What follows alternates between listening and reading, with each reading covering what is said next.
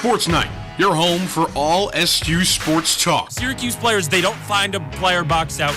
They turn around and try to jump up and grab the ball. That's not rebounding. That's not boxing out. That's lazy. It is nowhere close to an overreaction to say that they can go 500 or better in ACC play. I think there's something to be said about that specific phenomenon. 5 guys saying, there's no backup plan. It's just us. Breaking down everything from around the hill. When you get doubled up on your shots and even one more to put a cherry on top, there's no possible way you can win a lacrosse game. You can tell it just dissipates out of nowhere.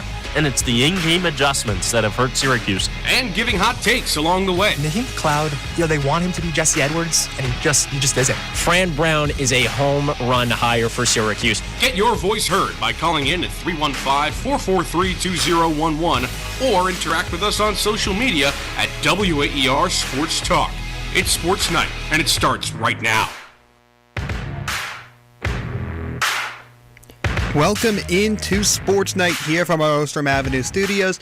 I'm Jonah Weintraub, joined by Alex Burstein for the next hour here on the WAER airwaves, and we've got a lot to talk about going on around the Hill.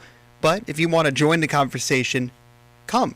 We encourage it. You can call in at 315-443-2011 or text us at 315-556-3929. And if you just want to sit back and watch our Twitter at WAER Sports Talk and the same handle for YouTube, have the live stream of tonight's show so you can see our faces and, just sit in the lobby and watch as we yap for the next 60 minutes or 59 now. And Alex, the big story from the Syracuse athletic realm to start off this weekend is the Champion Cuse Fund, a new NIL effort. It's different than NIL, but a new financial effort from the university and the athletic department as a response to the House vs. NCAA settlement. There's a lot of logistics to go over with this one. A lot, yeah.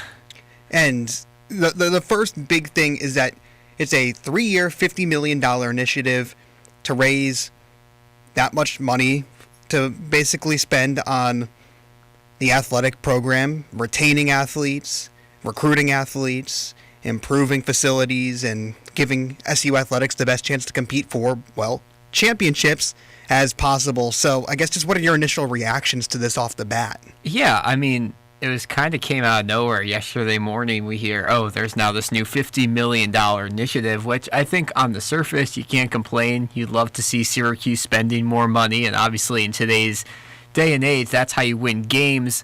But the question I have right now is, can they actually get this $50 million? Because yes, the university will be providing some of it, and as you talked about with the $20 million that they'll be able to pay, it seems like Syracuse Athletics has committed to paying that, but fundraising is fundraising, and we've seen some top donors stop donating to Syracuse. We've seen NIL funds that are a lot drier than some of the marquee programs in a lot of the public schools. So I think the question is, you say you're raising $50 million out over 3 years. Can you actually get to that mark? I'll believe it when I see it. Yeah, I guess my one kind of lane of optimism for this topic is the fact that it is through the school now. If House vs. NCAA is settled, basically, for those of you listening or watching who don't know about that case, it will give the direct ability of schools to revenue share amongst their athletes. Right now it's being done through collectives and boosters and third parties with middlemen, middlewomen, and obviously that has created some of the chaos that we've seen throughout the college athletics landscape. So I guess for me, I have a little bit of positivity regarding this simply because maybe that money is more enticing to spend when you know who it's going to and you know that it's going to be operated directly through the school with that $20 million cap to be spread out throughout the student athletes. I love that it's late February and we're not talking about March Madness or lacrosse, but we're talking about House lawsuits for Syracuse money. Well, what March Madness will we be talking about? Exactly, not this year. But I will say with that, it makes you question, there's guesstimates about how much Syracuse basketball is playing in NIL, and I think roughly Syracuse.com says it's about $2 million. Yeah, I think that's what it is. And then you look at football, probably something similar to that. That's like $5 million from the two marquee programs in terms of spending money on this campus, where does Syracuse get from that $5 million to the $20 million to the $50 million? And I see your point. Like, if they're actually able to spread it out, that's great. But the other thing you have to remember is Syracuse will be paying the $20 million, but so is every other team. So is Maryland. So is Rutgers. So is Alabama. So is Florida. Like, every single top team will be spending the same amount plus NIL. So I really don't think it puts Syracuse at that much of an advantage yet. Like, yes, they're spending it also on coaching and the facilities and all this stuff, but you have to in a lot of different areas. And I think if Syracuse kind of forgets the NIL initiative, they're going to be in the same place because everyone's going to be spending this $20 million. It's what you can do in addition to that. And I saw that addition to it, I saw a note that, some schools have ditched their NIL collectives, those third parties that are raising money, because they'll be able to handle it in-house. Other schools are keeping those collectives and working with them to pay money above that $20 million. The Jazz on this. So Syracuse already, for all intents and purposes, compared to other schools on its stature, may have an underwhelming NIL department as it stands. So, again, you kind of echoing your sentiment, it leads me to believe that there is going to need to be a huge who is involved, because the initiative is great on the surface. There's nobody's complaining about that. The problem is that money is now is not coming from boosters as much as being asked from fans and season ticket holders and the Syracuse community and alumni. So it's really going to be a team effort, and it's how much of a team effort are we going to get from, a school that is not already kind of lacking in that department compared to its peers. I mean, it's a very messed up cause and effect, because for Syracuse to be good, let's say men's basketball, for Syracuse to be good at men's basketball, they need to spend a lot of money. And to spend a lot of money, you have to have a lot of donations from fans, but fans aren't going to donate to the team and to these NIL collectives unless the team is good. So it feels like Syracuse is stuck in the middle ground, and that's where I'll say, okay, this $50 million investment may be good, because now you have something that you can pinpoint. The school's going to pay some of it. Get Syracuse at least off of a jumping point, get them a little bit better, maybe get an extra really good recruit every year, have that team go into the positive direction. Then you get the fan buy-in. I think this Cuse Champion Fund or Champion Cuse Fund is a good first step, but Syracuse can't stop there. Also, I mean, I know it's a confusing thing, but I'd love this to be a little clearer. Like, come on, you're just saying all these different numbers, all these different people who are involved. You got to make it clear, because the average fan isn't going to look at this and say, okay, I need to donate here and here and here. You got to make it clear for the fans. That's how you get people to donate. Just, here's my $20, here's my $50. But where do you go now? If you make that clear, that's how you get people to actually donate. Yeah, and kind of going along the lines of that lack of clarity, there was actually a four-pronged approach as coined by Syracuse athletic director John Wildhack, and we can take a quick second to listen to this four-pronged approach. 4 prongs to this, right? This campaign. Number 1, it's retaining our best players. It's recruiting great players, great student athletes to Syracuse University. It continues to support the Lally complex, the student athlete experience for all 550 of our student athletes, and to win. It's just to me, this just kind of reads as, okay, we had a subpar collective and booster effort beforehand. Hey, now it's in-house, so we can just, be more official about this, but keep it equally confusing.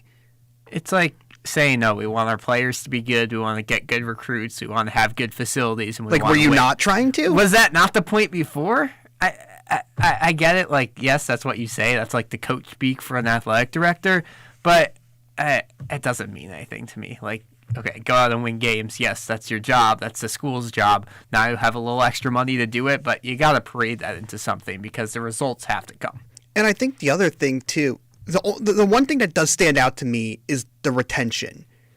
Because I think that's the way that college athletics is shifting. Like Rick Pitino the other day, St. John's head coach, was saying that he doesn't care about high school recruits anymore coming out of, prep school, and he's focused on using the school's money for retaining his current players so they don't go to other places for more money, and than getting athletes that are already developed from elsewhere. It's maybe not the ethical system that people want in college athletics, but it's the one that we have on our hands. And with this new CUSE, this Champion CUSE fund, I look to see how, specifically football and basketball, because they'll have the lion's share of that money, look to focus on the transfer portal versus high school recruiting. Because, again, if you look at Syracuse men's basketball, a lot of people would say they had, $2 million in recruiting for NIL money this offseason. A lot of swings and misses in that regard. So at the end of the day, it comes down to talent evaluation and how you use that money. So, the money is great. And look, Syracuse has got a large enough alumni base. The buy-in might not be there right now, but at a certain point, it's going to, the money, it's in your hands, that's nice, but you've got to be able to do something with it. And right now, the track record is not really great in that department either. Yeah, I mean, you look at this offseason, you have a top 15 recruit come in as a freshman in Donnie Freeman, but it doesn't matter because no disrespect at all to Eddie Lampkin or Jaquan Carlos or Jair Davis. They're great guys, but Syracuse did not get an elite portal lad. And that was the narrative after last season. You're losing Judah Mintz. Add someone elite, get this squad to March Madness when you have Donnie Freeman, when you still have J.J. Starling. Syracuse didn't do that. And it's kind of the opposite end for Syracuse football because even as we mentioned, this is at times a lackluster NIL initiative. They were able to get Kyle McCord, and they've been able to get some really good stars. You look at Diggs, you look at players like that were able to come to the football team. But there's got to be consistency, and Syracuse has to bring some guys in from the portal, especially on the basketball side, to remain competitive.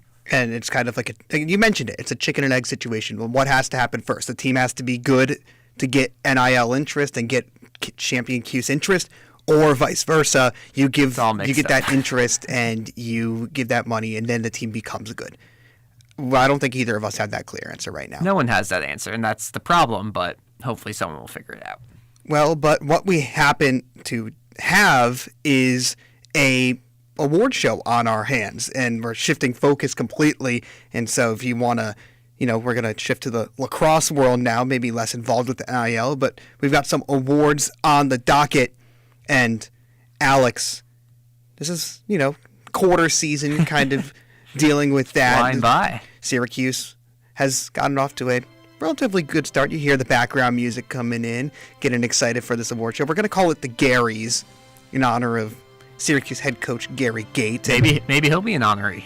We'll see. Yeah, I mean, it's only two of us, so I guess if you guys want to call in, you can be the tiebreaker at 315-443-2011, or you can text in at 315-556-3929. But without further ado, let's get into what is now known as the Garys, the quarter season-ish awards for Syracuse men's lacrosse. We'll just bounce these off of one another. I'm sure that we'll have some we agree with, some that we don't. But our first award, or I guess nomination, would be the best defender/defenseman on the team. Could also be a goalie, a long stick midi, anyone that's primarily playing on the defensive end. And Alex, would you like to go first? Yeah, I mean, this is a tough one. I think everyone knows that Syracuse's defense has been good this year, and there's definitely a couple of answers. I'm going to go with Billy Dwan, and I think it's just because everyone knows how good Billy Dwan is after the season that he had last year. Yes, he hasn't been playing up super big numbers in turnovers and ground balls and all that stuff, but you look at when the top players coming down the field for opposing teams, who's going up and who's matching up with him. It's Billy Dwan. And because of that, you're not going to have the greatest numbers always, but Syracuse has been able to control some top guys this year, and it's been Billy Dwan. And you also can't forget, I was looking on social media, there was a video this week, he might have the best shot for a defender in all of college lacrosse. Like, we'll probably see him make some highlight reel plays yet this year. So not only from what he has done, but what Billy Dwan will probably do the rest of the season, it's hard to not give him best defender. I'll have to say, in our time with this CUSE lacrosse team over the past few years, Billy Dwan, he's had some nice long pole goals. Yeah, exactly. But you were talking about predictive measurements, and that's great and all, but these awards are for what we've seen, I know, Alex. And so from what I've seen and listened to and looked at with the numbers, I'm going to have to disagree, and I'm going to have to go with Riley Figueres. I think that either one of these guys are great candidates. It's great that Syracuse has two of them, but to me, just the pure production is hard to ignore. the most turnovers caused of any SU player, the most ground balls of any SU player. That obviously is, numbers don't tell the full story all the time, but he's everywhere for this Cuse defense, and he's really taken a step up. And I think another aspect that he kind of outclasses Dwan in so far this season is that when he and the Cuse defense are causing those turnovers, are getting those ground balls, he's not turning the ball over himself on the clear attempt. He's not, no. Figueres has gotten the clear started, gotten it initiated, and has no turnovers. Dwan himself has 3, a little, maybe not the fundamentals of defense, but if we're talking about best defender, part of the job is to, get the ball out into the opposing side of the field and do so cleanly. And I think that underrated part is another aspect of Figueres' game that has led me to believe that he deserves this award. But both pretty hard to go wrong. It's a clear 1 and 2, and they've both been playing excellent to start off the year, so, who knows? All right, now let's move on to the midfield. Syracuse has some big names in the midfield, but I think that we might agree with who the best midfielder so far this season has been. Yeah, I think there's only one answer, and it's got to be Luke Roa, because he's been not only the best midfielder, he's been one of the best players on this team so far. He's had a 4-goal game, was a little quiet last time out against Maryland, only 1 goal, which you hope to see a little bit more after he had a huge performance against them last year. But he's just been an elite player. He has the highest player efficiency rating based on some lacrosse metrics of any player on Syracuse. Better than Joey Spallina, better than Owen Hiltz, better than all those offensive guys, because he's just been so efficient. He's not a guy who's going to pass off the ball or something. When he gets it down low, he's going to be dodging, he's going to be shooting, and more or less likely, he's going to be scoring. He's been an elite midfielder for Syracuse. I'm in complete agreement with you on this one. It's hard to believe that he's making his first starts this season. He's just obviously he's played a lot of lacrosse for SU, but he just looks so comfortable, does Luke Roa. And I think that just as a pure shooter, in terms of the mechanics, he might be second to none on this Cuse team. The way the ball kind of zips out of his stick, it's unbelievable, especially from further away from the goal. He's not making all these point blank. He is really ripping some shots into the back of the net. And I think on top of that, it's just, the efficiency. You were alluding to it, but the shooting percentage, the on-goal percentage, those are both the highest of any SU midfielder. And sure, he may have had a quieter day against Maryland, but everyone did, especially in the midfield. So, agreement there. And spoiler alert, don't worry, we got less agreement coming further on, but agreement again here. I think that the Best Attackman Award, I can spoil it. I think Joey Spallina is on both of our lists for this. He's leading the nation in points. He's an elite scorer. He's an elite passer. You can't really argue against Joey Spallina. And I think he really needed to take a step from his sophomore year to his junior year. Yes, he was good as a freshman. He was pretty good as a sophomore. But I think he's finally scratching the surface of being great. And there's still questions of, can he perform in these big games? Didn't really take over against Maryland, which is what you want to see. But he has 25 points and we're 4 games into the season. Joey Spallina has been so good for this team early on, and he keeps on getting placed the best defenders. This is no easy task, but he just does what he does. He is a confident lacrosse player, and it's working out well. And, he still had a decent day against UMD, right? He had 4 points, and for a game where Syracuse was pretty much held in check offensively, you can't really complain about that. He's getting the tons of attention every single time he touches the ball on offense. And I think that what's impressed me the most, and made him almost eligible for the Most Improved award that we have later on, is the fact that you said that attention, that maybe he shied away from that attention, that defense in the past season, that especially that Maryland game last season reminded me, compared to this season, that he looks like a true engine of a championship level offense now, especially from, behind the goal from X. And on top of that, the physicality, I think he's gained probably 10 to 15 pounds since coming to campus, and you can really see how that's benefited him in terms of being able to handle the physicality of these top-tier defenders in the ACC, the Big Ten. And he only has 2 turnovers in 4 games this year while handling the ball so often. He had 2 per game last season. So he's just doing everything right for this Cuse offense, and it's pretty clear that he's our best attackman on the team so far. So a Gary for Joey. So we're halfway through, and this is where the categories get a little bit more inventive. And speaking of inventiveness, we've seen some pretty inventive goals this year. Syracuse has some of the best, goal scorers in the country, and so it's only fitting that we give a Gary for the best goal of the season. Yeah, Syracuse has scored a lot of goals this year.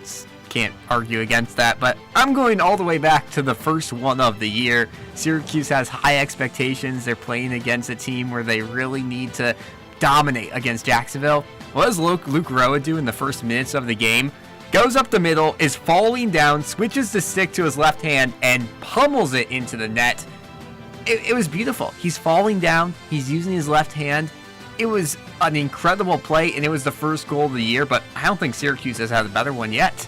I don't know. I'd argue that the Finn Thompson between the legs against Vermont was pretty nifty, especially because he was going away from the goal. It kind of looked like he was just nonchalantly trying to reset on offense. The next thing you know, bam, right between the wickets and his own wickets in that matter, and then just puts it right in the back of the net. Just beautiful stuff. So, I'm sure there will be plenty of candidates down the line as well.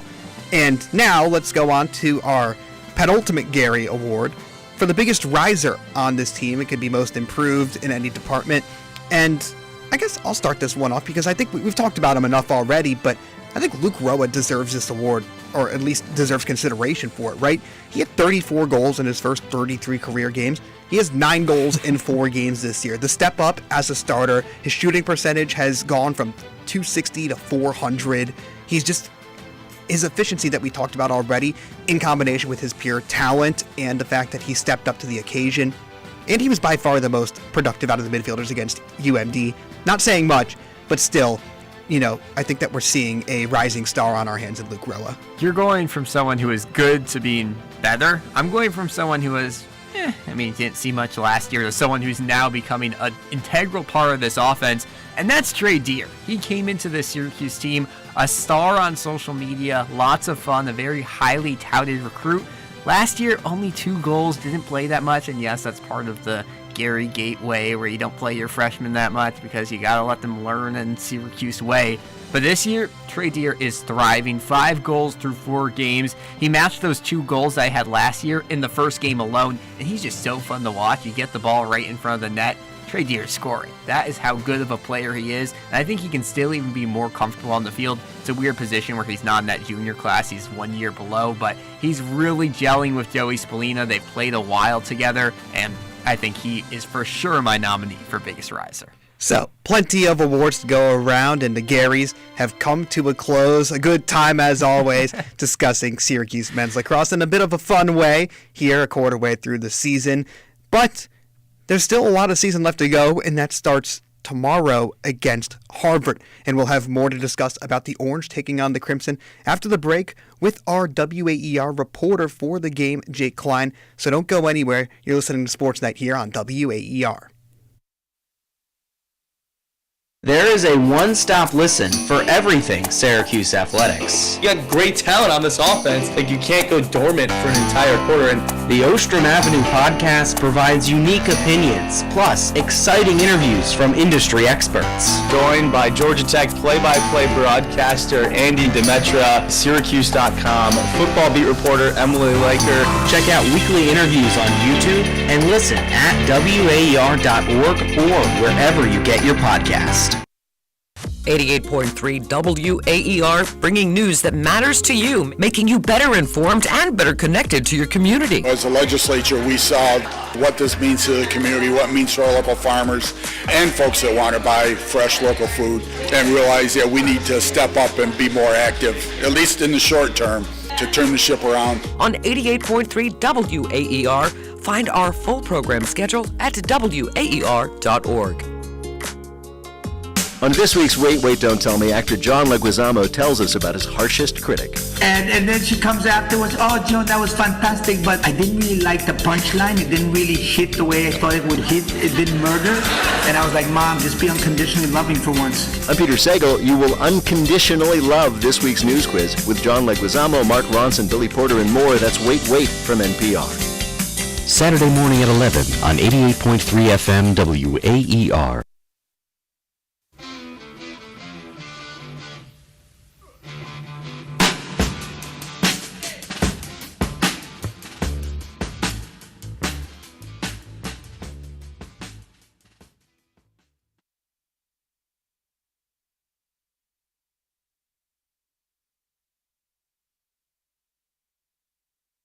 You can text in at 315-556-3929 or call in at 315-443-2011 if you have any thoughts on Syracuse men's lacrosse, especially this game tomorrow against number 15 Harvard. And someone who has some thoughts on that game, our reporter Jake Klein, who will be in the Dome covering that game tomorrow. Jake, how you doing? I'm well. Excited to talk some Crimson lacrosse. A top 15 matchup. I see that smile on your face because this is a fun Crimson team, but a big letdown in their last game. They play an unranked Colgate squad, supposed to stay undefeated, and they fall 19-15. How big of a surprise was that loss for this program? Yeah, I think it was unexpected for Harvard. I think you're right. But at the same time, Colgate is not a bum. Colgate received top 20 votes last week, and now Colgate will be in the top 20 this week. Colgate was a ranked team for much of last year. Colgate has pulled upsets in the recent past. You think back to the opener last year when they beat number 4 Penn State. Colgate is not a bad program by any means, and I don't think is substantially lower on the college lacrosse totem pole than Harvard. So, Harvard losing by 4 to Colgate is certainly not ideal for Jerry Burns' team, but I don't think it was like a be-all, end-all shocker. But what about the fashion in which they lost, though? I think that kind of leaves a more sour taste in the mouth of Colgate. They led 7-3 after the first quarter, and the defense was bad. Yeah, and I think it was. 19 goals, no matter how you slice it, that's not good. You're right, Jonah. But I think the issues stemmed a little bit deeper than that for Harvard.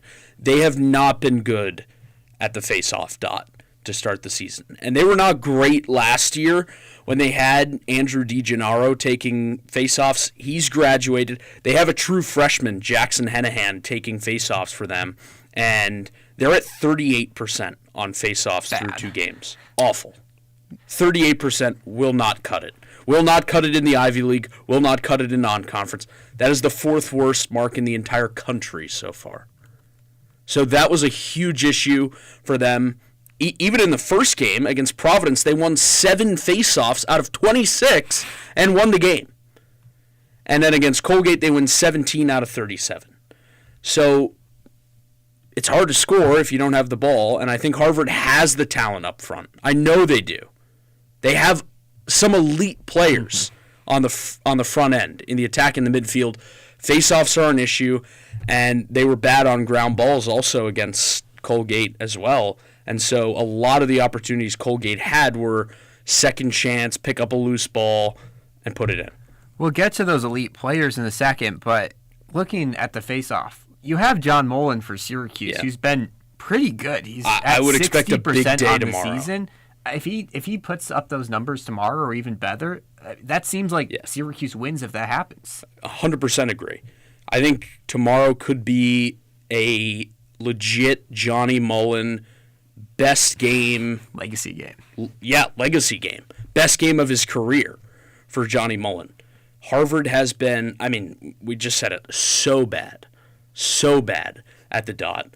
That is the area for me where Syracuse is going. If they're going to run away with this game, it's going to be because of that. It's going to be because of the face-off dot, because of John Mullen. Okay, but just hypothetically here, let's say by some measure of something holy, Harvard manages to compete, let's say keep it 45-40% at the face-off dot.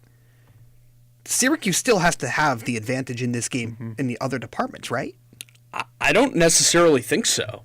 I think if you look at the talent that Harvard has up front, which starts with Sam King, a Tewaaraton nominee last year, who you could argue was up there with the finalists if it wasn't such a crowded Tewaaraton class a year ago, has put up unbelievable numbers every step of the way at Harvard. And frankly, I think the lack of team success has hurt him in some of those personal accolades.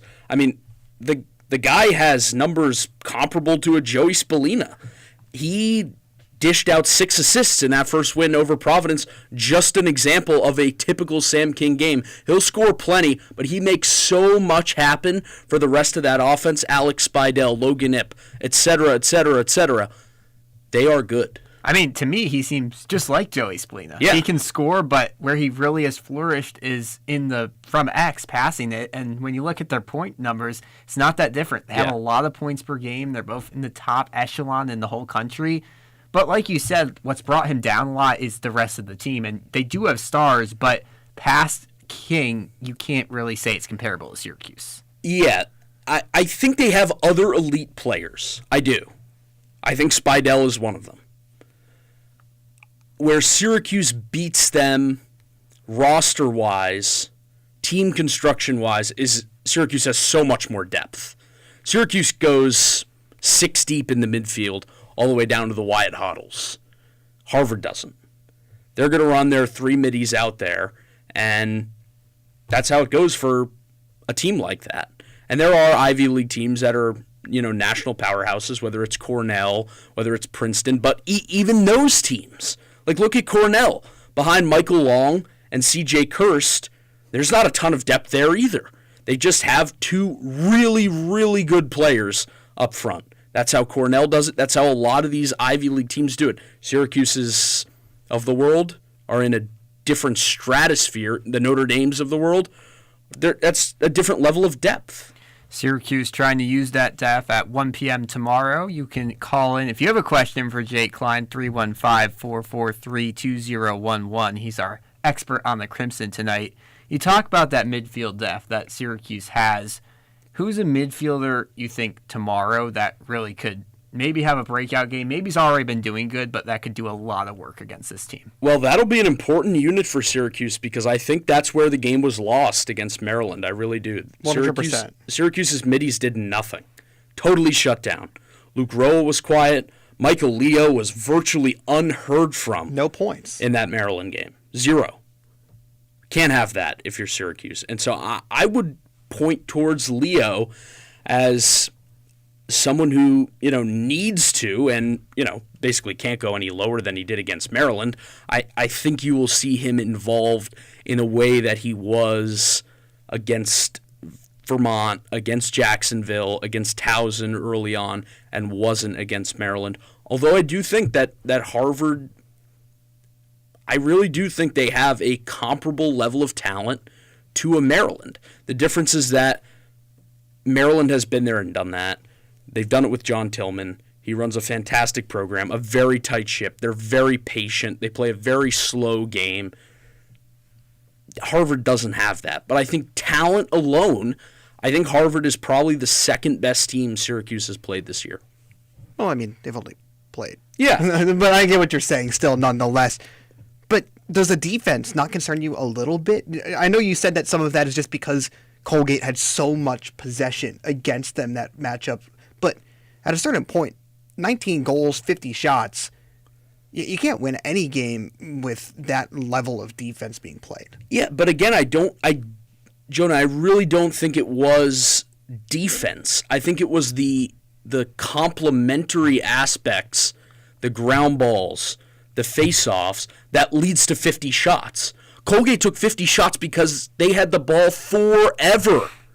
They had the ball the whole game. That's how you get 50 shots. You get 50 shots when Harvard's defense makes a play and knocks it out of a stick, and then nobody's there to pick the ball up. And now Harvard's defense has scrambled after a ground ball, and now Colgate picks it up right in front of the net. Like, there were 5 or 6 instances of that in that Harvard-Colgate game. So it's interesting because Syracuse lost that game to Maryland, part because it was a slow game, and Syracuse likes to play fast, and Harvard did that same thing. They lost because they didn't have possession. It was slowed down. Now, in an inside dome environment, Syracuse can control possession if we're saying they're going to win the faceoff battle. It seems like that's a huge advantage for the Orange if they can play at the pace that they want to. Yeah, I think it will be important for Syracuse to get out of the gate fast in that regard, because a lot of the issues at Maryland were when they did have offensive possessions, they missed the net a lot, an uncharacteristic amount. And Gary Gate even said that. He said the weather may have played a factor in that. Obviously no weather in the dome, thankfully, around these parts. But look, that's where Syracuse has to jump on Harvard in this game. And that's how they can turn this into a rout, is if they get on them quickly, They make the shots and the possessions count, and you put the first couple past a true freshman goalie in Graham Stevens, who has been strong to start the year, despite 19 against Colgate on 50 shots. I mean, that's still a 60% save percentage. Right. That's where Graham Stevens, I think you can throw him off a little, is if, you've got to come into the Dome, which is probably the largest crowd he's ever played in front of. You put a few past him, and all of a sudden you're on a roll. So let's say that Syracuse does come out slow. Something like the lethargic nature of that second half against Maryland carries over into this one. Do you think that wouldn't spell doom for SU per se? No, I think they have the talent. I think they have the depth advantage over Harvard to the point where they can just outrun and outgun a lot of these teams. But if teams start to do to Syracuse what Maryland did last Saturday, that could become an issue.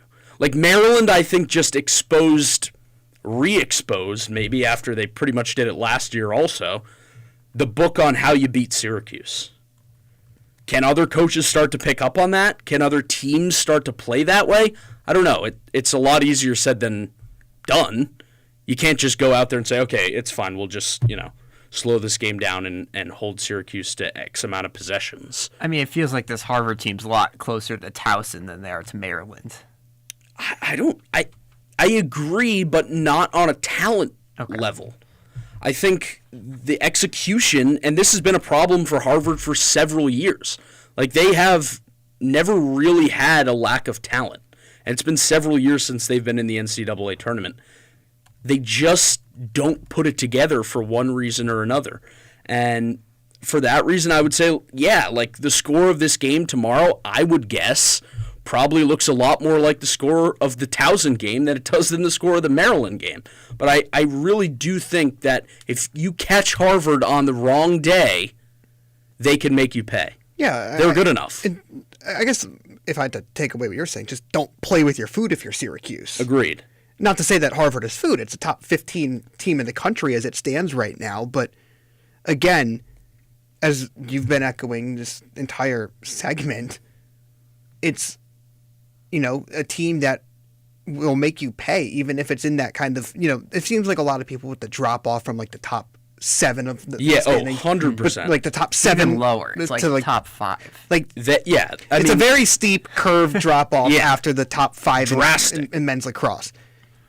If Syracuse, I feel like if this is the type of game where it's like if Syracuse wants to prove it's in that top 5, if it's that number 2 preseason ranking that it earned, it should take care of business. Maybe not dominate, but take care of business against a team that is, as we've been saying, good, maybe not elite, but definitely solid and NCAA tournament contender. I think they should dominate.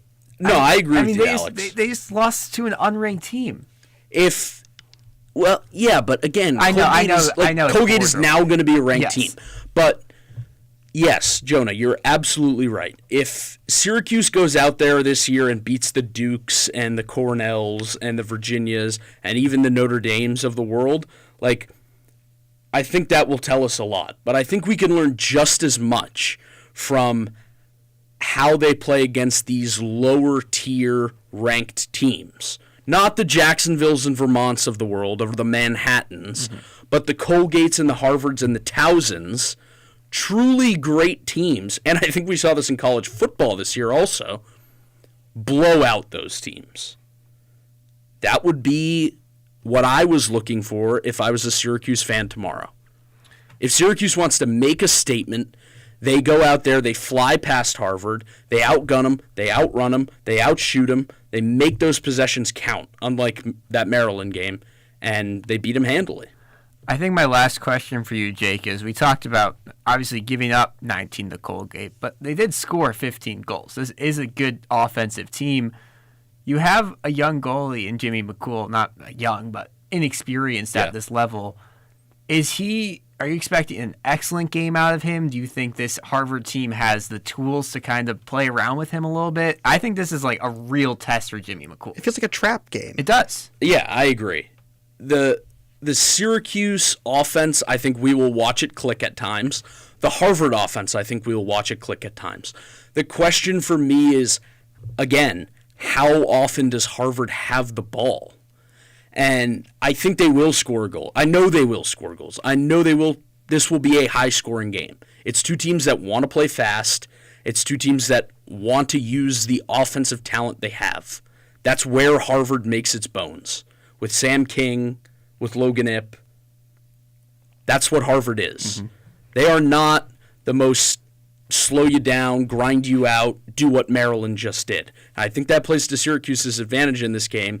But yeah, Jimmy McCool is going to be tested. Absolutely. And I think it's possible that, Harvard only scores 10 goals in the game because they just don't have the ball that much. But then at the end of the day, you look at Jimmy McCool's stat line and you're like, That's how I felt in a lot of these games. Maybe that wasn't like a dominant goalie performance, but I would expect Syracuse, and again, I think it comes back to the face-off dot. I would expect Johnny Mullen to win so many face-offs in this game that, frankly, I think it doesn't really matter how well Jimmy McCool plays. A test for McCool, a test for Syracuse, who try to avoid a losing skid this early on in the season against number 15 Harvard. That's a 1 p.m. face-off tomorrow.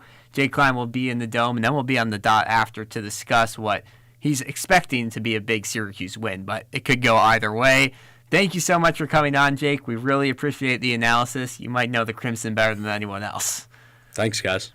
We'll be back, though. We still have women's lacrosse to break down. This men's team is good. The women's team may be even great. They jump up now to a top 5 team in the nation, and we'll be breaking down a big weekend for them coming up when we return here on SportsNite. Hi, this is David Gans, host of the Grateful Dead Hour, the weekly audio postcard from the wide musical world of America's best-loved band. Join me for the Grateful Dead Hour Saturday afternoons at 5 on WAER, your local NPR station from Syracuse University. Saturdays at 5 on 88.3 WAER. And streaming live on WAER.org.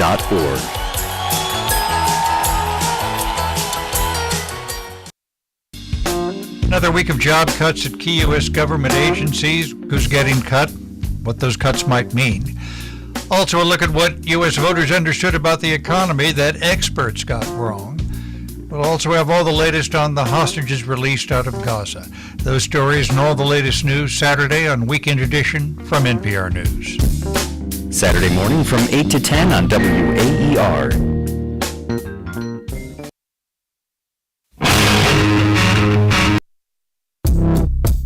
You can think of the World Cafe as the greatest playlist you never have to worry about making. You'll hear artists you know and love next to exciting new bands you might fall in love with from all different genres. Plus, in-depth interviews with musicians from all across the musical spectrum. There's no algorithm behind it, just real human beings. Join me, Raina Duras, on the next World Cafe. Saturday afternoons at 1 o'clock on 88.3 WAER, your local NPR station from the Newhouse School at Syracuse University.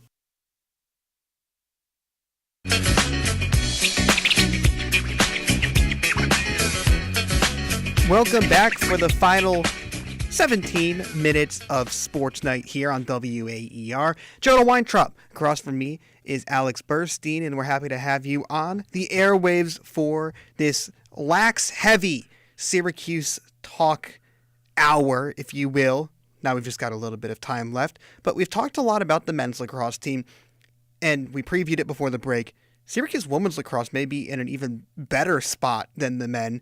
They're up to number 4 in the country after losing in overtime to Maryland last year. When I guess both teams lost in overtime to Maryland last year, but the women did last year. They won 15-9 at College Park last week, and things are starting to click for Kayla Trainer's squad. I think the narrative entering this season was the men's team's kind of on the rise. They have this junior class that's so good. The women's team lost a ton of talent. Tons. I mean, you looked at Emma Tyrell, most of their defense, Delaney Schweitzer, all gone. It hasn't mattered, though. This team has looked elite. They were just outside the top 5, as you said, up to number 4 now. But tomorrow, number 2 UNC, we're going to get to see what this team is made of, because if you're competitive in this game, that's one thing. If you're not competitive in this game, okay, back to being in that 7-8 range. And if Syracuse somehow pulls off a win, you're looking at number 2, number 3. I mean, knocking on the door of number 1 in the nation, I'd say. Totally. And if you want to talk about the UMD game last week, the UNC game tomorrow, feel free to call in 315-443-2011, and you can text us as well, 315-556-3929. In that Maryland game last week, a 6-goal win, but all the statistical categories were virtually even between the Terps and the Orange. The thing that stood out, to me at least, is that SU lost the draw control by 4 and got outdrawed 7-2 in the first quarter, and SU also had 0 free position opportunities, yet still managed to handedly win that game against the Terps. I'm not as concerned with the draws as everyone else is, because I think you have to look at that game, and then they played Cornell as well, where the stats don't matter as much. But I mean, Syracuse did get the win 18-10 there. But if you look at that Maryland game, which is like the last big game that Syracuse has played, Megan Road struggled in the first half. Like, there's no doubt about it. They were getting crushed in the middle of the field, but they switched in the second half. You put in Olivia Adamson for some, you put in other people, and it only ended up being -4 to a top 10 team. I'm not so concerned about that. Also, I know with some other teams it's a concern. You don't get possession, you don't score. But that doesn't happen with Syracuse because this defense has been so good early on. Yes, when you're playing top 5 teams, if Syracuse loses 70% of the draws tomorrow, they're not going to beat UNC.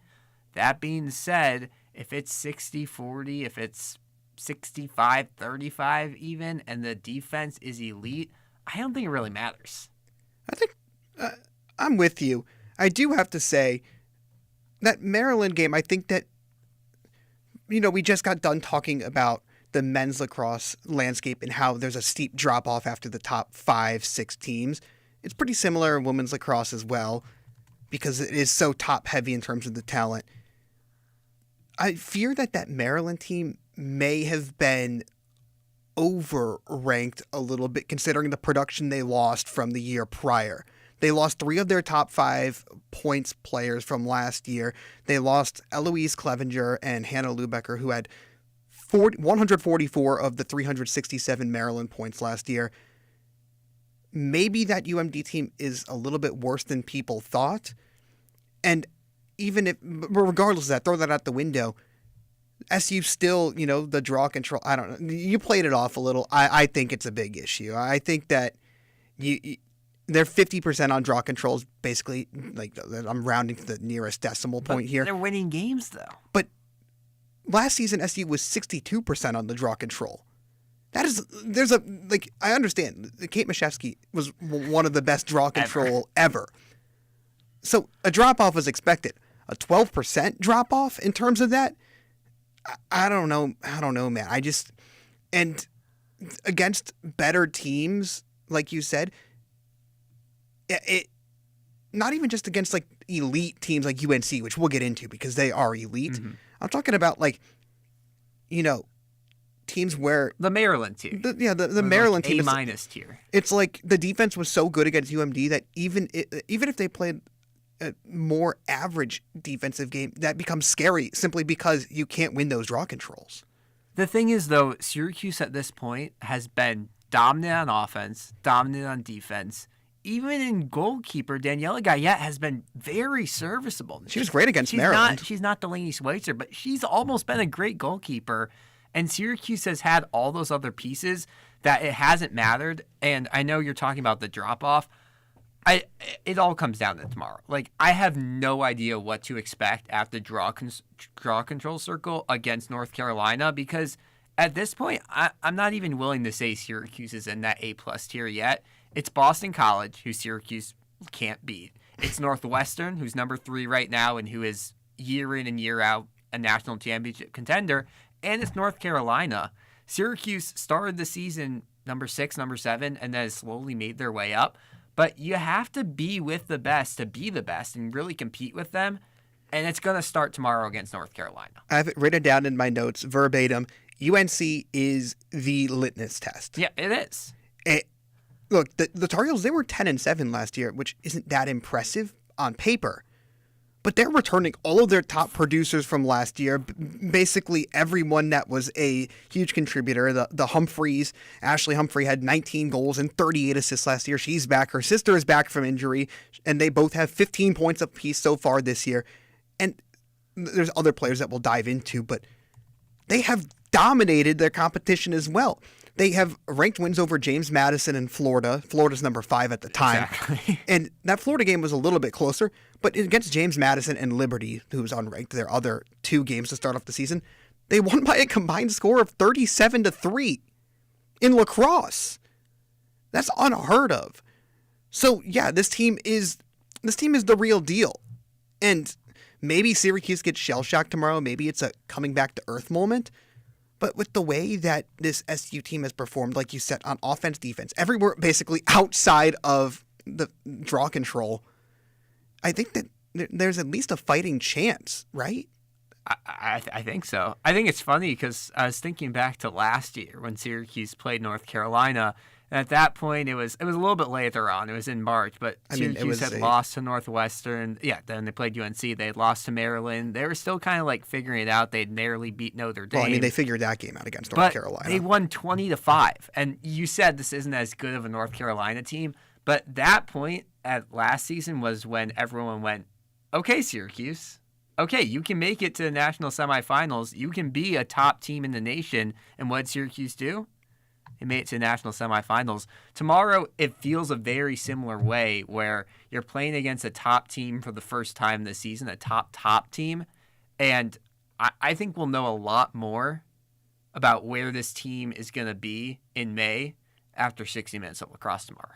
I hate to sound so simple-minded when it comes to this, but I genuinely do kind of see this as a game where it's like my attitude for the outlook on this season will genuinely just be dictated by the margin of goals in this game.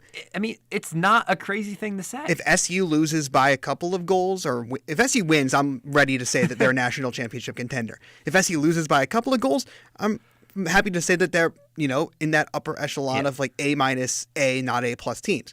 If they get blown out tomorrow, maybe we have to taper expectations and say it's a top 15 to top 10 team.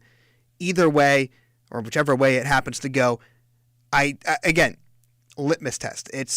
This UNC team is the real deal, and I want to talk more about this UNC team because not only do they have far more continuity than SU or any of its opponents that it's faced so far, but that draw control issue comes back into play. The Heels, 60% on draw controls.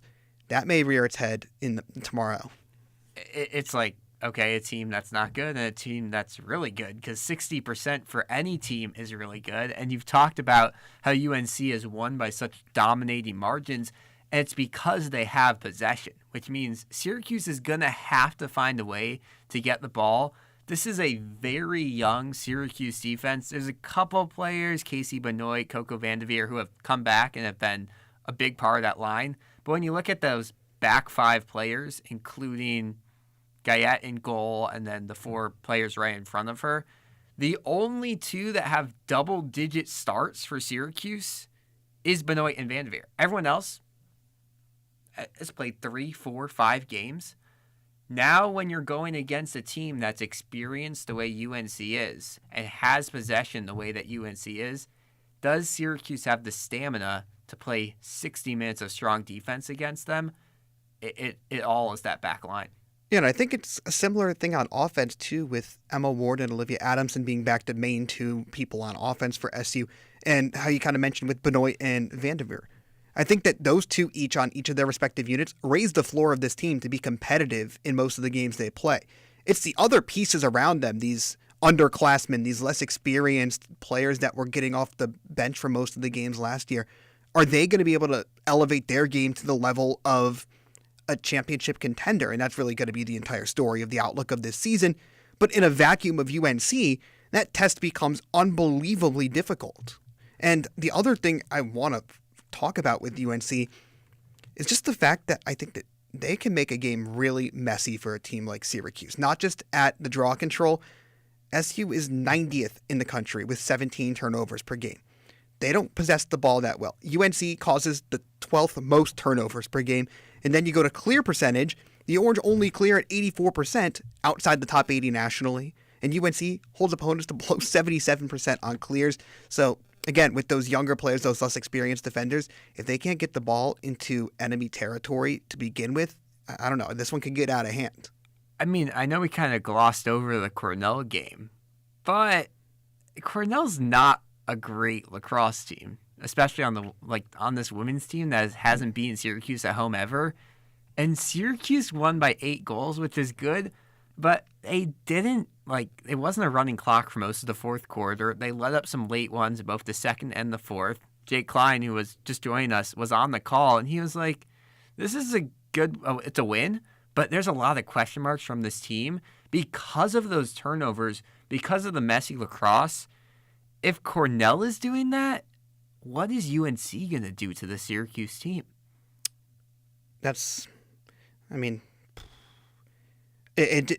Look, until I'm given a reason to not believe in this lacrosse team, I'm going to believe in them because I respect that. I think that they have overperformed expectations thus far, specifically with Maryland. They had a decent showing against Cornell. They've taken care of business and have that signature win against the Terps on the road nonetheless. I'm fully ready to, bring up some of these concerns if they happen tomorrow. And this is a preview show. We're doing our job in previewing this matchup. Do I think it could and probably may get out of hand for SU given its lack of production, not only at the center of the field at the draw control, but also with the fact that they turn the ball over a lot and UNC has experience up the wazoo? Yeah, 100%. But again, I'm going in thinking this is a chance. There's nothing to lose. You're playing with house money at this point if you're Syracuse, and I think that is kind of what makes me a little bit more optimistic heading into this matchup than maybe even I think I should be, because if you got nothing to lose, you might as well go out there and win. I love that it's going to be February 22nd. Syracuse will already have gone to Maryland and beaten a top 10 team in the Terps, and then we'll be going to North Carolina to play a top 2 team in the nation. That's good schedule making. That's how you make a run in May. Will there be questions after tomorrow? Win, tie, draw, or loss? Yes.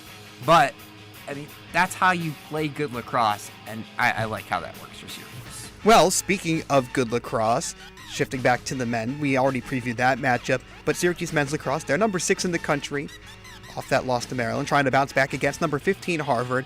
That one is tomorrow, and we'll have coverage right here on WAER. It's a game that starts at 1 p.m., so McClurg Remodeling Countdown to Face-Off. Tune in at 12:30, and then the double overtime right here on WAER Syracuse. That one is going until 4:30 from the time the game ends. Jared Valentin and Nico Horning will be on the double overtime for that one. Should be a fun time. And for our next broadcast for Syracuse basketball, their season is coming to a close. And, well, I guess it's literally coming to a close. Metaphorically, it's been over for a while, so we didn't talk about them tonight. But, first game in over a week to get a week off. They'll be playing NC State on Wednesday. That's the 26th. Game at 7. McClurg Remodeling Countdown to tip-off at 6:30 with a double overtime until 11 p.m. with Charlie Fellows and Andrew Della Piana. Playing for an ACC tournament bid, not an NCAA tournament one. Yeah, to be one of the best 15 out of 18 teams in the ACC. At least there's lacrosse season to look forward to. Exactly. So, before we head out here on SportsNite, some quick thank yous to hand out. Our producer, Jish Sokolsky. Our reporter, Jake Klein, who was in to talk about the Crimson for that matchup tomorrow. Our engineer, Jared Valentin. And our WAER Sports Talk desk members, Josh Richardson and Evan Enmiston. So, for Alex Burstein, I'm Jonah Weintraub. Thank you for tuning into SportsNite here on WAER. Have a lovely start to your weekend.